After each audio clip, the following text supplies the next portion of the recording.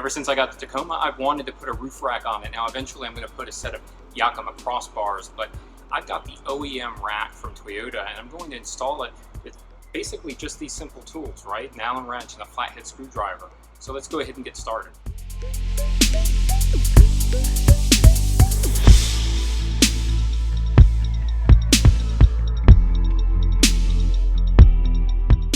Alright, so I've gone ahead and unboxed everything, as you can tell, and so essentially, you know, we've got the left, the right, and I know this is going to be the last part here. Of course, there are instructions, but I already know how to put this thing together. Got rubber gaskets, all of the bolts that we need, and also these brackets here, which I'm going to show you exactly how they install. Alright, so luckily I've got the Predator tube steps. I can just step up here and do this. Again, I've seen in videos where people have put painter's tape down, really want to protect the paint, which is a great idea if it's not your truck, but this Tacoma's mine. I've got about 13,000 miles. She's got plenty of scratches from being off-road, so a few more aren't going to hurt. Plus, I'm going to be extra careful. So first thing you want to do is go ahead and remove the weather stripping, which is fairly easy. You just take the flathead screwdriver. This whole piece is just going to come right off all the way to the back. Now this piece right here, in other videos I've seen where people have to clean off the residue, maybe because the truck is a little over a year old, or maybe because I'm also pulling slowly and it's been hot all day, I don't know. But either way, it's not leaving the residue, it's actually coming off with the molding.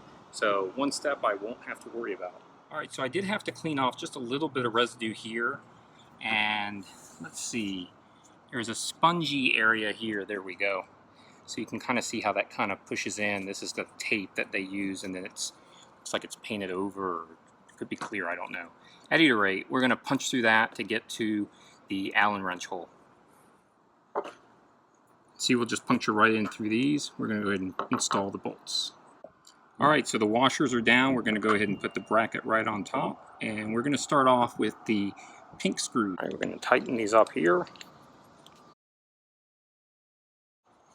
Alright, so you can see here's the bracket, and this piece is going to go on. There's actually a toggle piece here. Okay, so you've got these longer bolts here, which are with the blue thread lock, the long ones. And so we're going to actually, it takes 3 of them, 1, 2, and 3. So we're going to go ahead and put those in and get them tightened up. Alright, back here on the front, we're going to put the small blue thread lock ones right in here. This is attaching this piece here to the bracket. One last thing here in the back, this piece here, I'm just going to remove that 3M tape, and we're going to go ahead and tuck that in there to the weather strip. And go ahead and just apply pressure. Alright, driver's side is done. Looks good. Let's go ahead and get over to the passenger side. Okay, cool. So on this side, what we're going to do is really repeat the same steps. Take the weather stripping off, and we're going to go ahead and mount the bracket. Again, the brackets are labeled left hand, right hand. So this is the right hand bracket. We're going to go ahead and install that. Go ahead and actually put the roof mount piece in, and then we should be all wrapped up.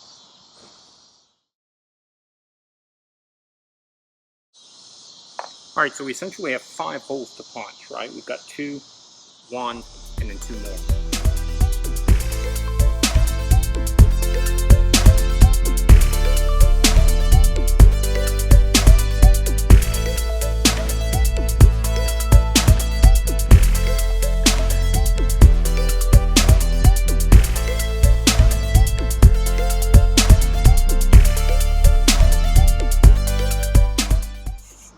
Okay, so the last bolt here went in, and so we can go ahead and test it out here.